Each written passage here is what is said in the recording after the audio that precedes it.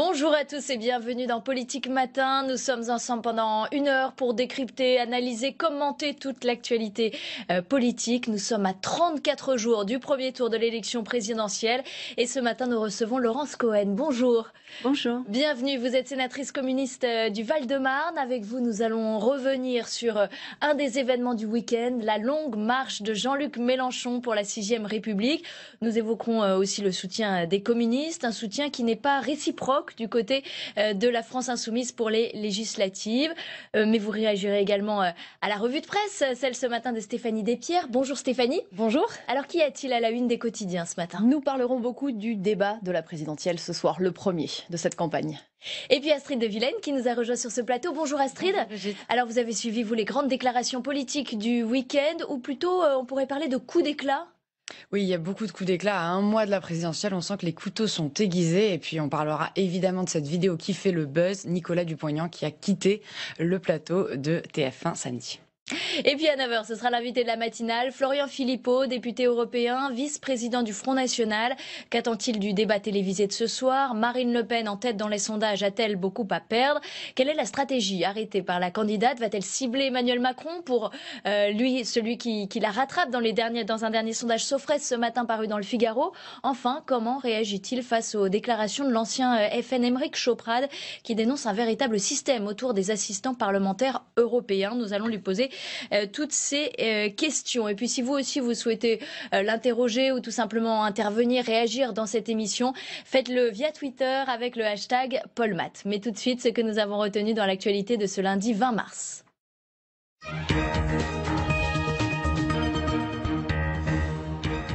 5 candidats pour un débat ce soir pendant près de 2h30. Marine Le Pen, Emmanuel Macron, François Fillon, Benoît Hamon et Jean-Luc Mélenchon vont s'affronter sur le plateau de TF1. Une première dans l'histoire de la télévision. À 5 semaines du premier tour, la présidente du FN et le candidat d'En Marche en tête dans les sondages jouent gros. Benoît Hamon tentera aussi ce soir de se démarquer de Jean-Luc Mélenchon et de faire oublier le vote utile. Le candidat de la gauche a dès hier tenté de relancer sa campagne avec un grand meeting à Bercy. Il a fait salle pleine devant quelques 15 000 personnes. Dans un discours ancré à gauche, il a ciblé Emmanuel Macron et Manuel Valls ainsi que le Parti de l'Argent. Paris réussi également pour Jean-Luc Mélenchon qui a revendiqué 130 000 marcheurs de la Bastille à la République.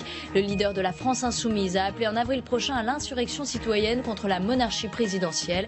Il a surtout défendu une 6e République donnant plus de pouvoir au peuple. Reportage dans cette édition. Il est 8h33, place donc à la revue de presse et à la une des quotidiens, une présidentielle cathodique.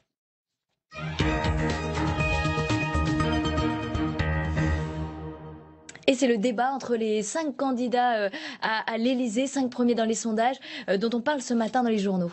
Et oui Brigitte, parce que c'est inédit, c'est historique. Le premier débat de la présidentielle, c'est ce soir et c'est la première fois en France que 5 candidats à la magistrature suprême se retrouveront ensemble sur un plateau. D'habitude, c'est plutôt 1 contre 1 entre les 2 tours. Ce soir, tout peut basculer, titre Le Parisien, qui rappelle les enjeux pour chaque prétendant à l'Élysée et la structure de l'émission. 5 candidats, 2 intervieweurs et un débat en 3 temps. Quel modèle social pour la France? Quel modèle économique? Quelle place dans le monde? L'éditorialiste du Parisien prévoit un succès d'audience car rarement une telle incertitude a plané sur ce que pourrait être le duel final pour l'élection présidentielle. Selon Stéphane Albouy, le camp le plus représenté sera peut-être celui de celles et ceux qui n'ont pas encore fait leur choix. Cette France des indécis partagée entre l'envie de choisir une femme ou un homme qui représente au mieux ses convictions et la tentation d'un vote utile. Les 2h30 d'antenne pourraient bien s'avérer décisives pour les 5 années à venir, conclut le journaliste. Et à la une du Figaro, vous allez le voir, la bataille des programmes, le choc du débat. C'est un débat pour lancer la campagne, une campagne qui commence aujourd'hui à 34 jours du premier tour, estime le quotidien de droite. Et si on s'intéressait enfin à l'essentiel, demande Gaëtan de Capelle dans son édito. C'est, paraît-il, le vœu le plus cher des candidats, sortir du brouhaha assourdissant des affaires pour confronter leur programme. Eh bien, allons-y. Pour la première fois depuis le début de la campagne, le débat télévisé de ce soir leur donne l'occasion de détailler leur projet pour la France. Devant des millions de téléspectateurs, à 5 semaines du premier tour, il était plus que temps, conclut l'éditorialiste. Pour Ouest France, c'est le débat de tous les dangers. Michel Urvoy, dans son édito, écrit « Chacun joue gros, ceux qui voudront préserver leur avance dans les sondages et ceux à la traîne, qui vont prendre tous les risques pour se relancer ». Contrairement à certains de ses confrères, Michel Aurvois n'est pas très enthousiaste quant au contenu du débat. Sur le fond, écrit-il, il ne faut pas espérer de grandes révélations. Quand le temps est partagé en 5 et que chacun ne dispose que de séquences de 90 secondes pour exposer une idée, la tentation est grande de rester dans son couloir. Et enfin, dans les Échos, Cécile Cornudet s'intéresse, elle, à celui qu'elle appelle le petit nouveau. Le petit nouveau, c'est Emmanuel Macron qui ce soir fait son entrée donc dans la haute société politique, écrit-elle. C'est la première fois qu'il est invité au bal des grands débats télévisés. En revanche, il est peu probable que ses adversaires lui réserve le traitement teinté de retenue que l'on doit aux débutants. L'éditorialiste estime qu'en 6 mois, il est devenu, à leurs yeux, un politique comme les autres, aux yeux aussi de l'éditorialiste qui écrit « Le candidat d'En Marche veut faire la révolution, mais c'est parfaitement marketé et aseptisé ses propositions ».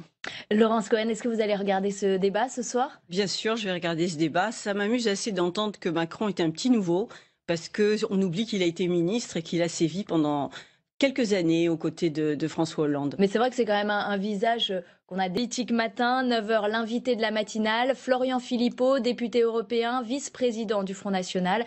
Qu'attend-il du débat télévisé de ce soir? Marine Le Pen en tête dans les sondages, a-t-elle beaucoup à perdre?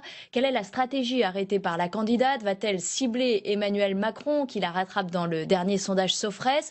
Enfin, comment réagit-il face aux déclarations de l'ancien FN Aymeric Chauprade, qui dénonce un véritable système autour des assistants parlementaires européens? Nous lui poserons toutes ces questions.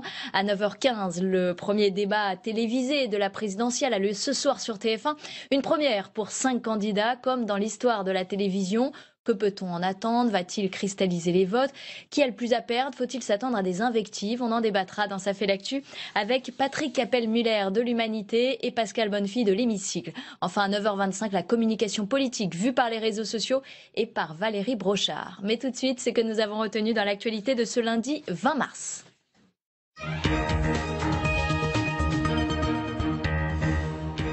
5 candidats pour un débat. Ce soir, pendant près de 2h30, Marine Le Pen, Emmanuel Macron, François Fillon, Benoît Hamon et Jean-Luc Mélenchon vont s'affronter sur le plateau de TF1. Une première dans l'histoire de la télévision. À 5 semaines du premier tour, la présidente du FN et le candidat d'En Marche, en tête dans les sondages, jouent gros. Benoît Hamon tentera aussi ce soir de se démarquer de Jean-Luc Mélenchon et de faire oublier le vote utile. Le candidat de la gauche a dès hier tenté de relancer sa campagne avec un grand meeting à Bercy. Il a fait salle pleine devant quelques 15 000 personnes. Dans un discours ancré à gauche, il a ciblé Emmanuel Macron, Manuel Valls et le Parti de l'Argent. Paris réussit également pour Jean-Luc Mélenchon qui a revendiqué 130 000 marcheurs de la Bastille à la République. Le leader de la France insoumise a appelé en avril prochain à l'insurrection citoyenne contre la monarchie présidentielle. Il a surtout défendu une 6e République donnant plus de pouvoir au peuple. Et tout de suite, c'est l'invité de la matinale.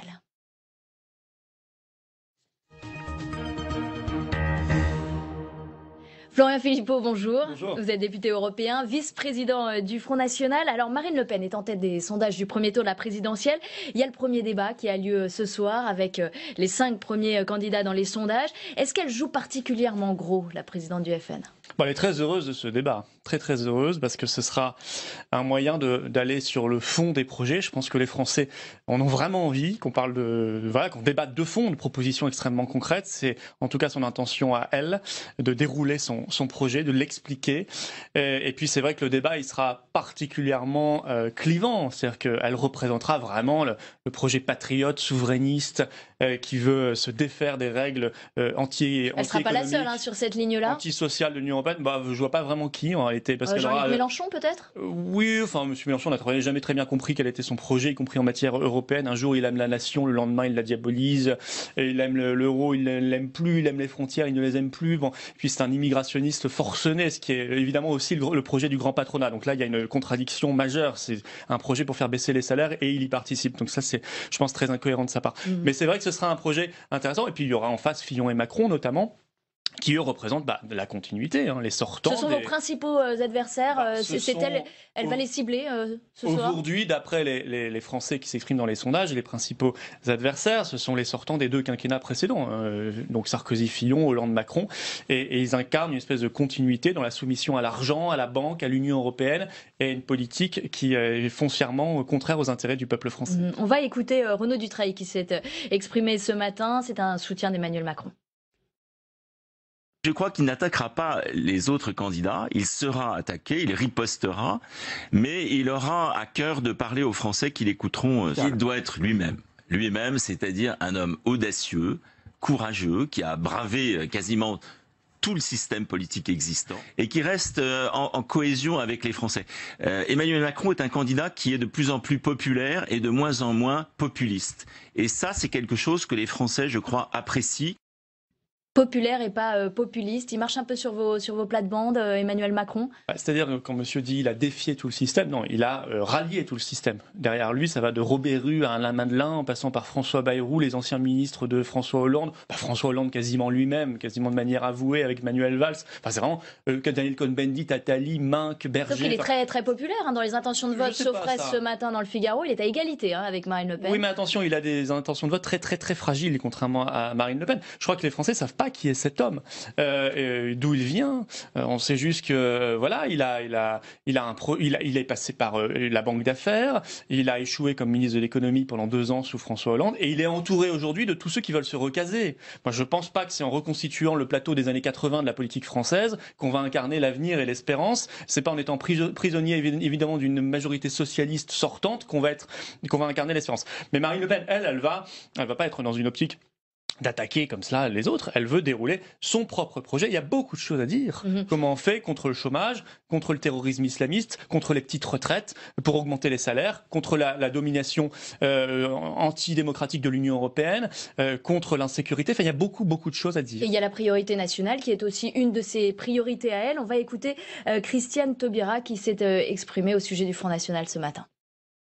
Les ennemis de la République, comme le Front National, ennemis de la République en ce sens que c'est un parti politique qui est absolument incapable de concevoir la façon dont nous faisons citoyenneté dans la nation française, c'est-à-dire avec nos singularités, nos appartenances, nos différences, mais unis justement par cette appartenance supérieure à la nation. Donc ce sont des ennemis de la République et de la démocratie. Il se trouve que nos règles font qu'il s'agit d'un parti officiel, donc il est concevable qu'il participe à un débat. Vous êtes des ennemis de la République et de la démocratie, c'est ce que dit Christiane Taubira. C'est le verbiage traditionnel de Mme Taubira qui n'existe quasiment plus et qui essaie d'exister par ses outrances. Bon, on la connaît, elle fait soit de mauvais poèmes sur Twitter, soit de l'outrance, mais si elle avait défendu la République, ça se saurait. Qu'elle commence par renier son combat indépendantiste, puisque quand on veut détacher une partie du territoire de la République, on n'est pas très républicain quand même. Sur le fond, comment elle s'est préparée finalement, Marine Le Pen? Vous lui avez fait des fiches, vous avez simulé des débats, comment ça s'est passé?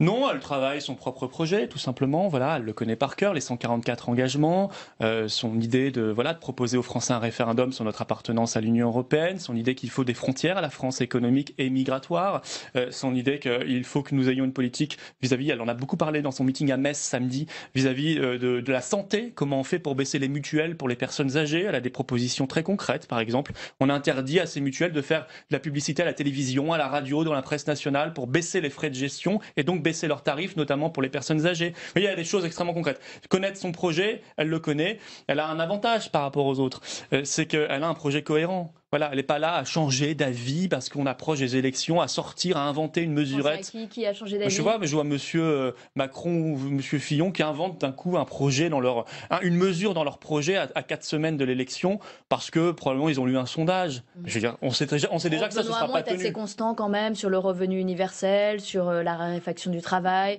On connaît un peu ces thématiques. Oui, enfin, il est constant sur le revenu universel à moitié parce qu'il avait une vision très large du revenu universel et aujourd'hui il a une vision à peu près 10 fois plus restreinte. Je pense que ça n'est pas la solution. La solution, c'est créer véritablement de l'emploi, réindustrialiser notre pays. Il ne faut pas renoncer à créer de l'emploi en France et aller vers la réindustrialisation. Alors, Marine Le Pen semble presque assurée d'être au second tour quand on regarde ses sondages, mais ensuite, elle est toujours donnée perdante. Quel que soit le candidat en face d'elle, comment elle peut espérer élargir son socle qui aujourd'hui ne lui permet pas de franchir ce plafond de verre des 50%? Si vous voulez, moi je pense que les sondages de second tour avant le premier tour ont assez peu de sens en réalité. Ce qu'il faut regarder, ce sont les dynamiques. Alors elle va continuer de convaincre. Vous savez, on disait la même chose sur le non à la Constitution européenne en France en 2005, même s'il a été trahi, moi je l'oublie pas, par beaucoup de ceux qui seront présents ce soir avec le traité de Lisbonne. On disait la même chose sur le Brexit, et pourtant c'est passé. Voilà, il y a eu une majorité. Il y aura une majorité pour le changement. Moi je ne conçois pas que les Français veuillent remettre en place les mêmes. Parce qu'on sait qu'avec Macron ou Fillon notamment, ça sera la continuité aggravée de ce qu'on vit. Encore plus d'immigration, encore plus d'Union européenne. Je ne pense pas du tout que ce soit ce qu'attendent les Français. On va écouter Nathalie Kosciusko-Morizet, qui elle se bat pour sa famille politique. Elle défend François Fillon, mais elle veut surtout que le FN n'aille pas au pouvoir. On l'écoute. Je me bats pour faire en sorte que le candidat de ma famille politique puisse gagner cette élection et mettre en œuvre son projet. Mais je pense que à côté de cet objectif, et peut-être avant même cet objectif, il y en a un autre qui est d'éviter que le Front National prenne le pouvoir. De l'éviter parce que c'est un risque énorme. C'est un risque qui aujourd'hui est assez concret. C'est le risque d'une France défigurée et c'est le risque de beaucoup de dangers pour la France et pour les Français. Il y a ce plafond de verre, il y a ce front républicain qui est toujours en place. Est-ce que vous pensez que vous avez quand même des réserves de voix à droite ? Mais Mme Kosciusko-Morizet a toujours voté socialiste. Elle passe sa vie à voter socialiste de toute façon. Là, elle s'apprête à voter Macron. Elle a voté, elle a appelé en 2012. Officiellement, elle vote Fillon, mais. Oui, d'accord. À n'importe quelle élection locale où ils sont pas présents, elle fait toujours la campagne des socialistes. En 2012, elle disait déjà très clairement qu'elle voterait François Hollande. Bon, est-ce qu'elle est très heureuse du quinquennat de François Hollande à tel point de revoter... qu'elle allait voter François Hollande, mais... Non, mais elle allait voter elle allait voter François Hollande si le second tour opposait François Hollande à Marine Le Pen. La question lui avait été posée. Elle l'avait dit clairement. Est-ce qu'elle est heureuse de cela ? Je veux dire, ces gens-là, au lieu de faire campagne sur leur projet, passent leur vie tous, de l'extrême gauche à Kosciusko-Morizet, etc., jusqu'au MEDEF, à dire il y a une seule chose, c'est contre le Front National, contre Marine Le Pen. Ils n'ont rien d'autre à faire dans la vie. Ils n'ont rien de positif à proposer aux Français. De que craignent-ils ? Parce qu'ils ne craignent pas pour la France. Si la France avait de l'intérêt pour eux, ça se saurait. Bon.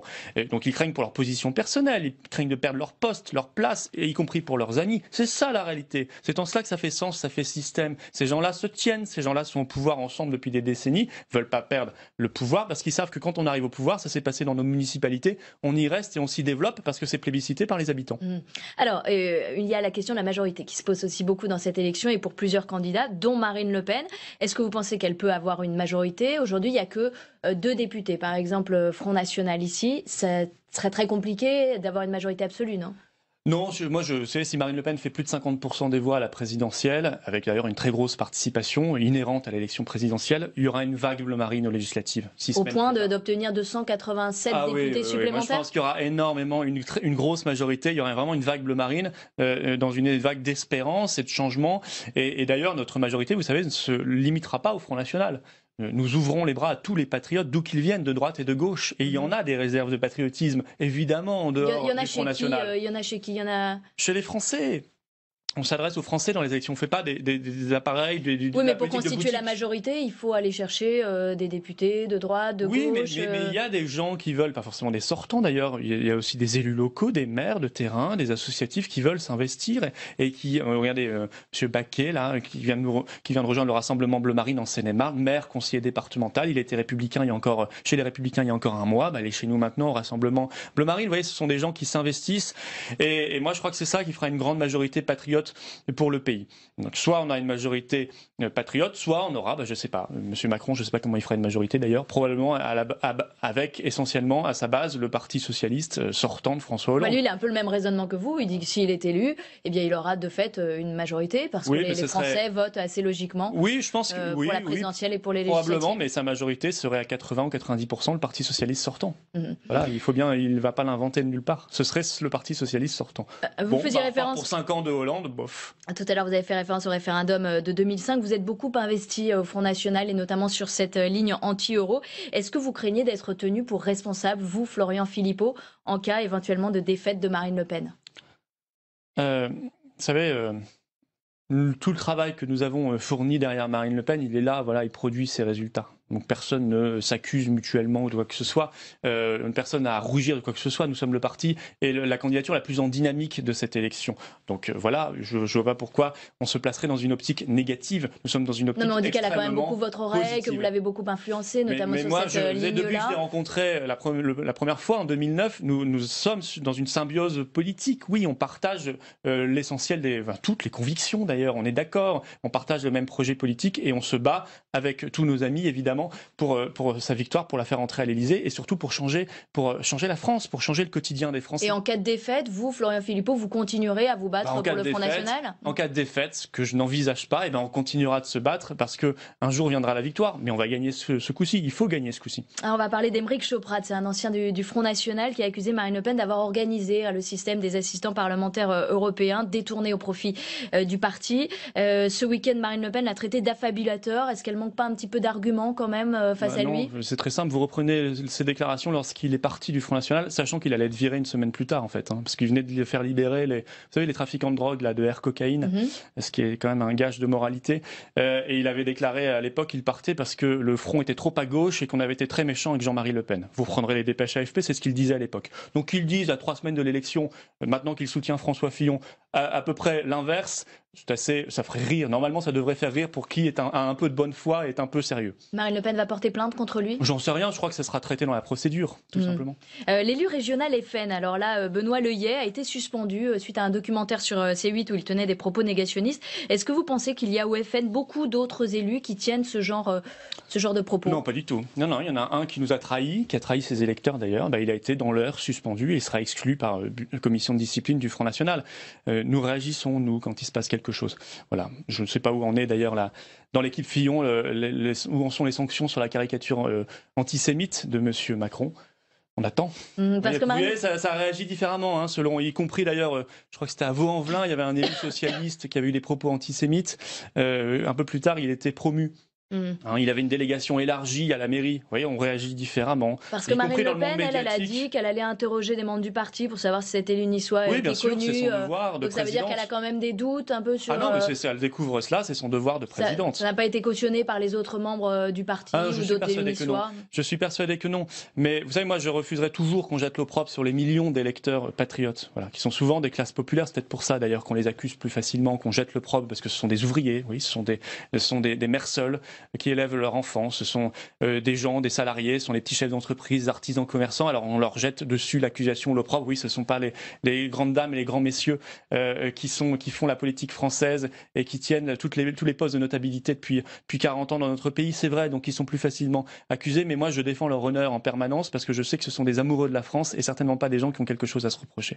Une question sur Donald Trump et Angela Merkel qui se sont vus vendredi. Donald Trump a refusé de serrer la main d'Angela Merkel. Est-ce qu'il a eu raison ? Non, il n'a pas refusé de serrer la main. Et après, on l'a vu serrer la main. Elle lui a proposé, on voit sur les images, et puis si c'est le cas, il ne l'entend pas. Si c'est le cas, c'est comme ça qu'on l'a compris quand même. Oui, après, je crois qu'ils auront répondu, eux, on n'a pas entendu. J'en sais rien, je ne sais pas si c'est vrai, peut-être qu'il est dur d'oreille.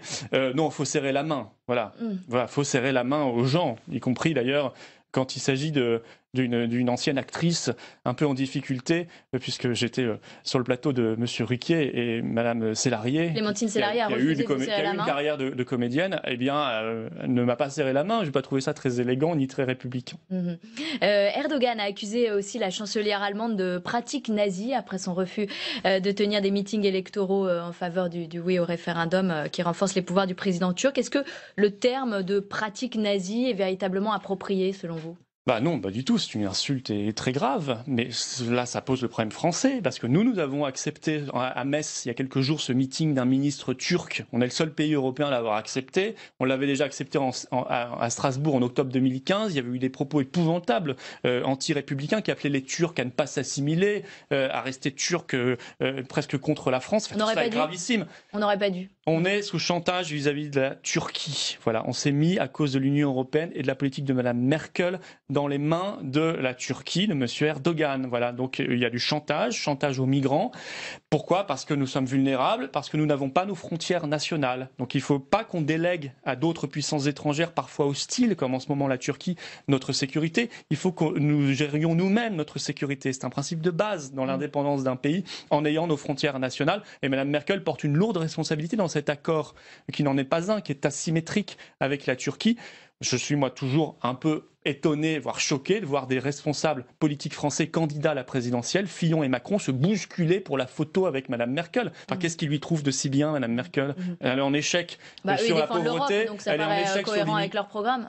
Oui, c'est cohérent. Oui, c'est-à-dire pauvreté pour tous, puisque l'Allemagne est quand même le pays où il y a le plus de taux de pauvreté, en tout cas supérieur à la France, où il y a des emplois très très mal payés, et c'est le pays des 1,5 million de migrants en 2 ans. Si c'est ça le modèle de Fillon et Macron, très peu pour moi. Est-ce que vous approuvez, vous, la clause Molière qui obligera les ouvriers à parler français sur les chantiers? C'est un pis-aller parce que les gens qui la mettent en place ne veulent pas abroger la directive détachement des travailleurs. Enfin, ils ne peuvent pas le faire parce qu'ils sont soumis à l'Union européenne. Nous voulons le faire. Maintenant, je vois même que même cette clause Molière est interdite par l'Union européenne puisque la commissaire européenne, hier, a déclaré que la clause Molière était illégale au regard des règles communautaires. Évidemment, elle a raison. C'est illégal au regard des règles de l'Union européenne.